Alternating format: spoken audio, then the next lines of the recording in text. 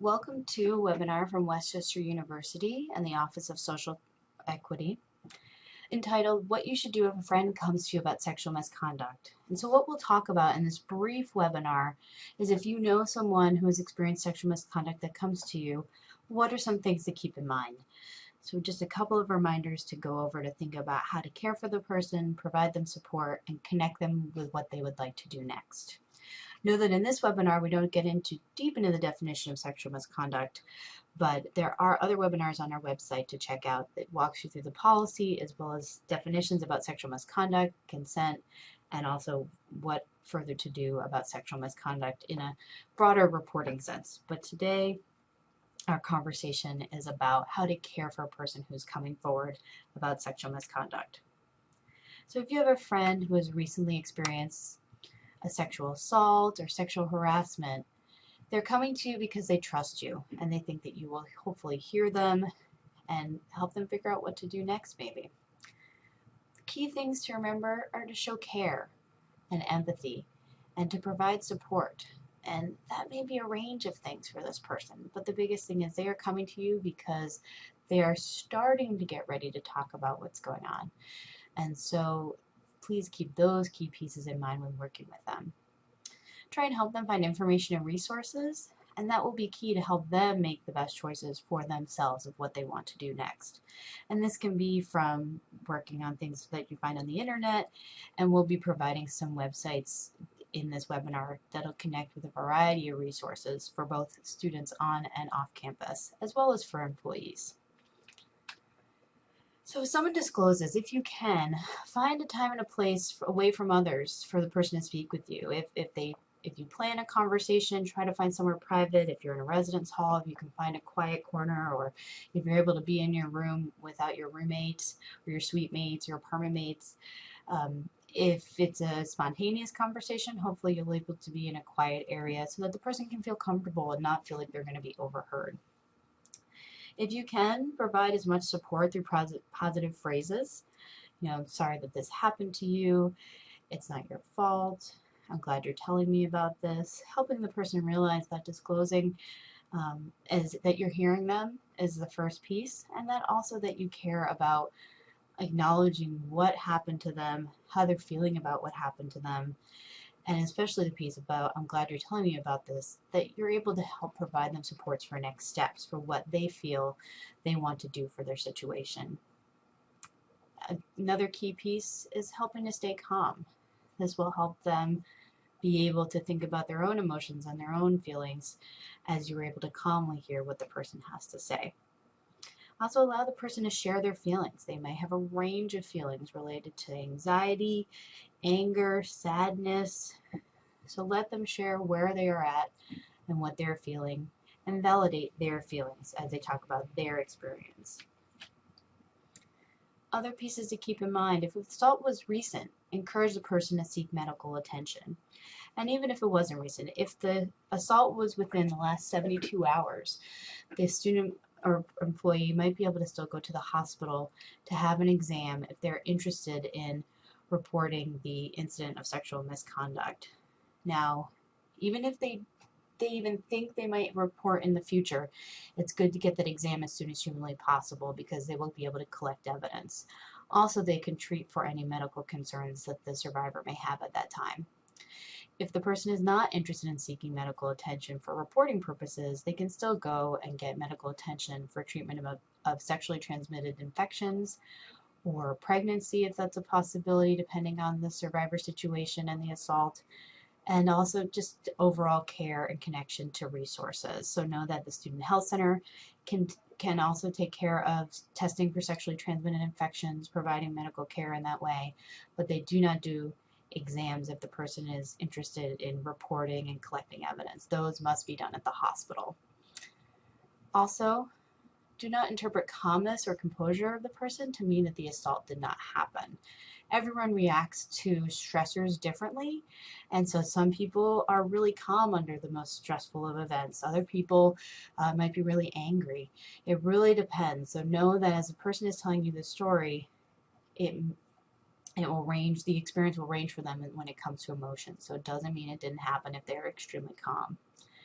If you can, give information, options, and alternate solutions. So know that this webinar provides a couple of resources, but tell them that you'll look some things up and get back to them, or take them, or say, let's sit down and look some stuff up on the web and make some phone calls.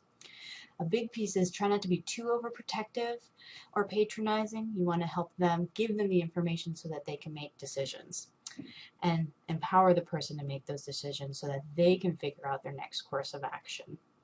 And be mindful of the person's privacy. This person has told you about what happened, so make sure that you know explicitly who they're open to telling next if they want to report, or if they want to go to counseling, or if they want to go to the health center, but maybe they want you to go with them, maybe they don't.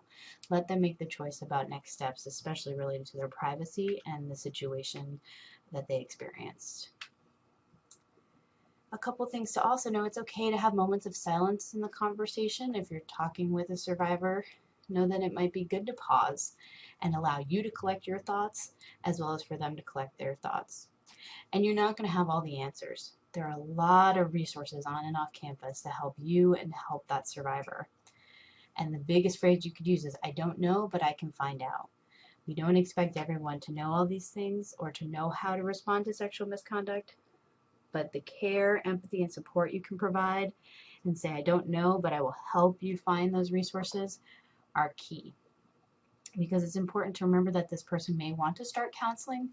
They may not want to start counseling. They might want to just talk to someone on the crime victims hotline, or they might want to go straight to the hospital and do an exam, or they might want to just go to the health center to take care and make sure that their body is okay and check out their health and see how that is going. So the biggest piece is letting them figure out their choices, and you don't need to know everything off the bat. If someone does want to report, if you are seeing this as a fellow student, if you're not a resident assistant and you're not a student employee, you're not required to report. If you are a resident assistant or an employee of the university, you are required to report incidents to someone at the university, and that can be done in a couple of ways. First off, you can go to the wcupa.edu/sexual misconduct website, as you see in the bottom, and file a report that way. There's a link to our online sexual misconduct report there. Everyone at the university who is not the counseling center or pastoral counseling is required to report the information to the Title IX coordinator, and that is sent through the report on the sexual misconduct website. But what if you need someone 24/7? There are a couple of places to think about. One is public safety, as you see listed at the top bullet there. They're available 24/7. You can go both to the station or call them. Or you can call Crime Victims of Chester County. You can check out their website at cvcc.org, or you can check out also just look at the sexual misconduct website again that you see below. We have a link to their website and to their phone number and hotline information from our off-campus resources section. Other resources that are available are the Women's Center are available Monday through Friday, so that is a place that is often reported to. Also, if you live on campus, you probably have a resident assistant on your floor or for a section of your hall or for your building. They are also a resource that you can go to and talk to, and they're often readily available. As well as if you know a trusted staff or faculty member that you'd like to report to, they also do have to report, and so know that they're a great place to start, but that they will also have to report the incident to the Title IX coordinator, Barb Schneller. And if you can file an anonymous report or do a concerned third-party report, meaning a friend can file a sexual misconduct report, again by going to our website that you see at the bottom of the screen. A couple of reminders that there are lots of resources and supports available at various offices across campus. And our website for sexual misconduct has all of the on-campus and off-campus resources and continues to grow. Again, there are immediate resources available. On our website, we have hospitals listed that are available 24/7, public safety, and Crime Victims of Chester County, as well as Domestic Violence Center of Chester County as well. And again, our website is a key resource for supporting. Lastly, it's important to remember it's okay if you don't know everything. The key piece is care, empathy, and support, and providing that person, that survivor of sexual misconduct, with next steps for what they would like to do to help heal and move forward from what they've experienced. Thank you for taking part in this webinar, and I hope that for whatever has brought you to this webinar, that you're able to continue to support that person or support yourself, and whatever next steps can help you work through a sexual misconduct you've experienced, and hopefully help you to feel cared for and safe here at Westchester University.